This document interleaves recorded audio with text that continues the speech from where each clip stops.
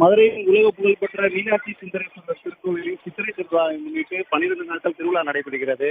அதனைத் தொடர்ந்து ஒவ்வொரு நாளும் சுவாமிகள் பல்வேறு வாகனங்களில் மதுரை மற்றும் வில்லாபுரம், பாவக்காய் மண்டபம், மேலமாசிஞ்சி, வடக்குமாசிஞ்சி பகுதியில் ஊர்வலமாக வருவார்கள்.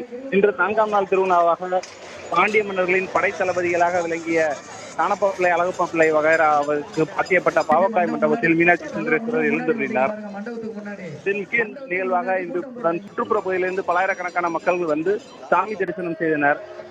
பாவங்களை இந்த பகுதி மக்களில் உள்ள பாவங்களை களைவதற்காகவும் சாமி தரிசனம் செய்து நன்மை நடைபெற வேண்டியும் இந்த திருவிழா நடைபெறுகிறது. தகவல்களுக்கு நன்றி செல்வ சரவணன்.